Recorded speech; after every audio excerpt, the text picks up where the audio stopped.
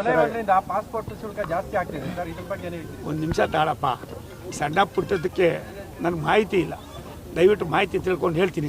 ಅಶೋಕ್ ಅವ್ರ ಭೇಟಿ ಬಗ್ಗೆ ಏನು ಹೇಳ್ತೀರಿ? ನೋಡಪ್ಪ, ಒಂದು ನಿಮಿಷ ತಾಳಿ. ನಾನು ಆತ ಯಾರು ಅಂತ ಇವತ್ತು ನೋಡಿಲ್ಲ. ಒಬ್ಬ ಯಂಗ್ಸ್ಟರ್ಸು, ಅವನು ಏನ್ರಿ ಮಾತಾಡ್ತಾನೆ ಮನೆಗಾಯನಾಗ. ಎಲ್ಲರೂ ಉಂಟೇನಪ್ಪ, ಯಾವುದೋ ಒಂದು ಸಣ್ಣ ಘಟನೆನ ನಾನು OBC, ನಾನು ಆ ಜಾತಿ, ನಾನು ಈ ಜಾತಿ, ದೇಶ ಉಳಿತದ? ನಿನ್ನಂಥ ಜನಪ್ರತಿನಿಧಿಗಳು ಈ ಥರ ನಡ್ಕೊಂಡ್ರೆ, ನೀನು ಒಂದು ಒಳ್ಳೆ ಅದೇನೋ ಮಾಡಿದಾರಂತೆ ಪರಿಶ್ರಮ ಅಂತಾನೆ, ಏನೋ ಒಂದು ಕೋಚಿಂಗ್ ಸೆಂಟರ್ ಏನೋ ಮಾಡಿ, ಇದೇನೇ ನಿಮ್ಮ ಮಕ್ಕಳಿಗೆ ಹೇಳ್ಕೊಡೋದು? ದಯವಿಟ್ಟು ಈ ಹುಡುಗಾಟಿಕೆ ಬಿಟ್ಟು, ಕುಮಾರಸ್ವಾಮಿಯವರು ಇರ್ಬೋದು, ಇನ್ನೊಬ್ರು ಇರ್ಬೋದು, ಅವ್ರದ್ದೇ ಆದಂಥ ಕೊಡುಗೆಯನ್ನು ಕೊಟ್ಟಿರ್ತಕ್ಕಂಥ ಜನ ಇದ್ದಾರೆ, ಅವರ ಜೊತೆಯಲ್ಲಿ ನೀವೆಲ್ಲ ಸಂಘರ್ಷ ಮಾಡೋದು ಬಿಟ್ಟು ಕಲ್ತ್ಕೊಳ್ಳೋದು ಕೊಡಿ. ನಾನು ಇನ್ನೂ 1ನೇ ಕ್ಲಾಸ್ ಅಂತೀನಿ ನಾನು ಪದೇ ಪದೇ.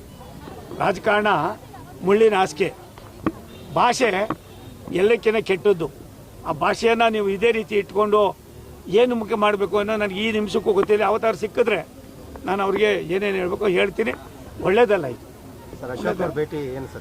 ನಾನು ಅಶೋಕ 40 ವರ್ಷ ಸ್ನೇಹಿತರು.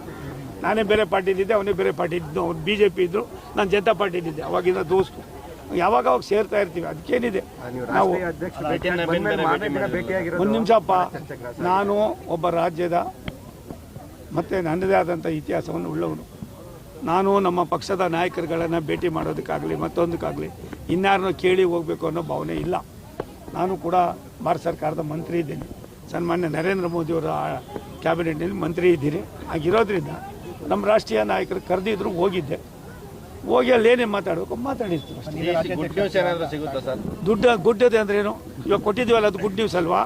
ಪಲ್ಸ್ ಪೋಲಿಯೋ ಗುಡ್ದಲ್ವಾ? ಗುಡ್ ನ್ಯೂಸ್ ಅಲ್ವಾ?